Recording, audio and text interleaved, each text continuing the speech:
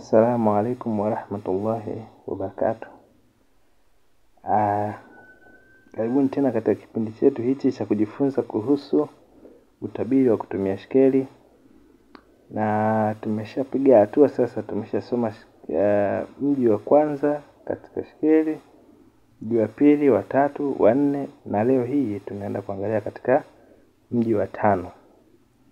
Sasa kabla kama kawaida yetu, tunapokuwa tunasoma miji yetu hii ya shekeli, kabla ya kuanza mji wa leo tunajikumbusha katika mji uliopita ili tuangalie tulisoma nini katika kipindi kilichopita. Katika kipindi kilichopita tuliangalia mji wa 4 ambao nakupitisha haraka haraka. Ulikuwa unahusu kuhusu mji wa kuishi, nyumba ya kuishi au makazi ya kuishi. Alafu pia ilikuwa inahusu kuhusu ardhi na viwanja. Pia inahusu pia kilimo. Ilikuwa pia inahusu mkoa, mji, jiji, nchi na mtaa. Pia ilikuwa inahusu kuhusu baba na mama. Na pia katika mji wa 4 pia unahusika na kitu chochote ambacho kinapatikana katika ardhi kama vile madini, umeona, na vitu vingine ambavyo vinapatikana ndani ya ardhi. Alafu pia kuna jambo jingine ambalo ni mali za kaka au mali za dada au mali za familia. Na jambo lingine ambalo ni la mwisho tuliongelea kuhusu mji wa 4 ilikuwa inahusu mwisho wa jambo. Na tulizungumzia yote kwa nikatoa ufafanuzi kuhusu haya mambo, kwa sababu nikikutajia kwamba mwisho wa jambo unaweza usielewe. Lakini kuna ufafanuzi ambao niliutoa na kila kitu kilielezewa kwa undani na kwa uzuri zaidi. Kwa hiyo kama hujaangalia video nambari 4 ambayo inahusika na mji wa 4, basi inabidi ufuatilie video yake ili uweze kuelewa. Leo tunaanza na mji huu wa 5. Karibu katika chaneli yangu, mimi naitwa Jafar Ibrahim. Tunaenda pamoja, na kama una swali lolote ingia katika comment hapo chini, utacomment, utaelezea kitu gani umejifunza au una swali gani, basi utauliza swali lako hapo chini. Utauliza swali lako hapo chini. Usisahau kusubscribe, usisahau kulike na kucomment. Hivyo ni vitu muhimu sana, na kuletea masomo haya ni bure kabisa. Unachotakiwa kufanya ni kuweka bando lako na kupitia haya masomo. Nimeelezea kwa uzuri zaidi na utajifunza vitu vingi, na baadaye utaweza kuwa na uwezo wa kujifanyia utabiri wako wewe mwenyewe. Naam, katika mji huu wa 5 tutajifunza mambo haya 10 ambayo yameorodheshwa hapa chini nimekuandikia. Nitaanza kuelezea moja baada ya jingine. Namba 1 inahusikana na watoto. Kwa mfano kama unamwangalia mtu, unaweza kaangalia mtoto wake. Nikijiangalia mimi, naweza nikaangalia pia na mtoto wangu. Ukimwangalia jirani yako, unaweza kuangalia mtoto wake. Ukiangalia dada yako, unaweza kumwangalia pia na mtoto wake. Ukimwangalia sijui nani, unaweza kuangalia na mtoto wake. Kwa hiyo mji wa 5 kwa kila mtu ambaye ameangaliziwa huwa unahusika na mwanae au wanawe. Kwa tukitaka kujua kwamba huyu mtu ana mtoto au hana, tutaenda kuangalia katika mji wa 5. Maana sometime unaweza kukutana na mtu labda ana mtoto lakini hasemi.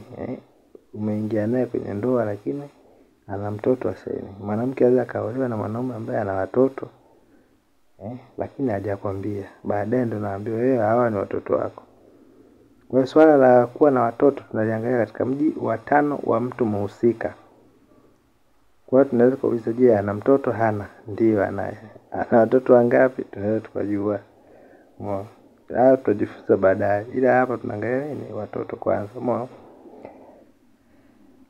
Twende namba 2. Namba 2 tunaangalia uzazi au ugumba. Kwa mfano kama mtu apate uzazi au hana uzazi kabisa, umeona, au wamekuja watu wawili, mwanamke na mwanaume, wana tatizo, hawazai, Sasa unataka kujua nani mwenye tatizo kati ya hao watu wawili, mwanamke au mwanaume. Kwa hiyo ukipiga shikeli pale utamwangalia mwanaume katika mji wake wa 5. Je, shikeli inakuonyesha nini? Inakuonyesha kwamba anazaa au hazai. Unamwangalia pia upande wa mwanamke. Je, huyu mwanamke mji wake wa 5 unakuonyesha kwamba anazaa au hazai. Kwa hiyo mji wa 5 tunauangalia kama tumehusisha swali lolote linahusu kuhusu uzazi. Kwa hiyo mtu akiuliza swala la watoto tutaangalia mji wa 5. Akiuliza kuhusu uzazi au ugumba nini, tutaangalia majibu katika mji wa ngapi? Wa 5. Kama jinsi ilivyo kwenye watoto hapa. Namba 3. Namba 3 ni mazao. Nataka kuangalia kama kuhusu ni kilimo changu hichi hapa kitakuwa kina mazao mengi au machache. Kwa hiyo tutajua kama mazao ni mengi au mazao ni machache. Hiyo ni namba 3. Twende nambari 4, mimba. Huu pia mji wa 5 ni mji wa mimba. Kwa hiyo tukitaka kujua kwamba je fulani ana mimba au hana, majibu yake tutaenda kuangalia katika mji wa 3. Kwa hiyo anakuwekea ni orodha ya vitu ambavyo maswali yake yakija basi unaangalia majibu katika mji wa ngapi? Katika mji wa 5. Kwa swala la mimba tutaangalia mimba ipo. Kama ipo tunaweza tukaulizia je hii mimba atazaliwa mtoto au atakufa, kwa sababu unaweza kutana mtu ambaye ana matatizo. Kwa hiyo unaweza kaangalia atajifungua au hatajifungua. Vitu kama hivyo. Ana mimba au hana mimba. Vitu kama hivyo. Twende nambari 5 inasema starehe za aina zote. Kwa ukitaka kuangalia mambo ya starehe si unataka kutoka out. Unataka kuangalia kama kuna usalama au la. Au unataka kujua mtu labda kwa mfano unaweza kama unapiga shikeli pale afu unakuja shikeli inatoka labda kwa mtu fulani inaenda kwenye mji wa 5. Inakuwa inakuonyesha kwamba huyu mtu anapenda starehe. Anapenda starehe. Kwa hiyo starehe za aina yote ile ambazo mtu anaweza akazifanya au alizifanya au mtu anayependa starehe, basi huwa ni mji wa ngapi? Mji wake huwa ni mji wa 5. Inaweza ikawa ni harusi, ikawa ni birthday, ikawa ni nini. Yaani as long as hiyo kitu inahusiana na sherehe na starehe. Mambo ya mahoteli, vitu kama hivyo, bata, disco, nini vitu kama hivyo. Vyote vinaingia katika huo mji wa 5. Twende nambari 6 inakwambia vyakula na vinywaji. Hapa inahusika na vyakula na vinywaji. Vyote vinahusika katika mji wa ngapi? Mji wa 5. Sometimes unaweza kujiuliza sasa vyakula na vinywaji yani inakuwa ina maana gani sasa? Yani what do you understand? Of course unaweza usielewe haraka, lakini kuna baadhi ya vitu ukiwa unavifanyia utabiri shikeli inakuwa inakueleza. Kwa mfano umeuliza rase labda kuhusu maradhi ya mtu. Unaangalia mji labda wa 6 wa maradhi. Ukiangalia mji wa 6, hiyo shikeli ambayo kutoka mji wa 6 inarudi tena mji wa 5. Unabaki umechanganyikiwa. Sasa hii mji wa 5 imerudi huko na maana shikeli sasa. Hivyo vitu wengi wao vinawachanganya sana. Shikeli inatoka hapa inaenda katika mji mwingine. Wewe unafikiri imejiendea tu pale inakuwa inakuzungumzisha bwana kuna 1 2 3. Kwa sababu mji wa 5 ni mji wa chakula na vinywaji, basi unaambiwa kabisa ugonjwa huu aliyopata huu mtu kalishwa, kuna vitu kalishwa, umeona? Either ni chakula au ni kinywaji, umeona, kapewa. Kwa hiyo shikeli inakuwa inazungumza kwa namna hiyo. Kwa mtu akiwa hapa vyakula na vinywaji, it's not easy to understand. Lakini vitu kama vya namna hiyo shikeli inapokuwa inahama inatembea kutoka mji mmoja kwenda mji mwingine, ndio inakuwa inakuzungumzisha vitu vya namna hiyo. Naona hapo umenielewa kwa uchache. Twende nambari 7, kuna nguo au mavazi. Umeona? Sasa issue ya nguo au mavazi ni inaweza kaa inafanana vile. Unaweza shangaa mtu umeuliza kuhusu maradhi au umeulizia kuhusu let's say balaa, nuksi na mikosi ya mtu, umeangalia mji wa kwanza. Umeangalia mji wa kwanza ukakuta labda kuna vifungo na vitu kama vya namna hiyo. Lakini ile mji shikile iliyojitokeza mji wa kwanza hiyo imeenda moja kwa moja hadi mji wa ngapi? Mji wa 5. Sasa unakuwa hauelewi yani. Yaani kutoka hapa nakuja hapa. Maana yake huyo mtu katika kumfanyia vifungo, katika kumroga, katika mapigo yake waliomtengeneza, walitumia nguo au mavazi yake. Hamjawahi kuona watu wanaambiwa bana lete nguo yake sio nini? Sasa kama mtu akikwambia bana lete nguo yake, mtu akipiga skeli anatambuaje sasa? Ndio anatambua kwa staili hii. Kiangalia tu anajua okay, kama majanga yote na nguo ambayo alikuwa nayo wakaichukua wakaitumia ndio akamfanya hivi alivyo mpaka sasa hivi. Kwa hiyo nguo au mavazi yanahusika na mji ngapi? Na mji wa 5. Baadaye hivi tu namna hiyo utakuja kuvielewa baadaye, lakini kwa sasa hivi unaweza kaa unaelewa tu in short. Nakupa tu overview, lakini baadaye kwenye practical utakuja uelewe vizuri. Usisahau kulike, subscribe na kucomment katika video yangu, sawa? Weka comment hapo chini kama unanielewa vizuri, basi tutajadili pamoja. Kitu kingine ni namba 8 ni mvua na mambo yanayohusu maji. Ni mvua na mambo yanayohusu maji. Kwa mfano wale ni kutabiri mvua. Leo mvua itanyesha au haitanyesha. Unapiga skeli ukiangalia, unajua kwamba itanyesha au haitanyesha. Na mambo yanayohusu maji ni kama vile mto. Tunaangalia hapa mtoni, umeona? Kuna ziwa, madimbwi, bahari, umeona? Na vitu vya namna hiyo. Vitu ambavyo vinahusiana na maji ndio vitu vya namna hiyo, sawa? Alafu namba 9 ni uvuvi. Kwa sababu hivi vitu vinahusiana na maji, kuna maziwa, mito, bahari, ndio maana imewekwa namba 9 ya uvuvi moja kwa moja. Kwa hiyo na shughuli zile za uvuvi pia zinazofanyika katika maji pia zinahusika katika mji huu wa 5. Kwa hiyo hata kama mtu akikuuliza bana, hebu niangalizie bana, nikienda bana leo naweza nikapata samaki nikienda kuvua. Nikienda kuvua leo nitapata chochote?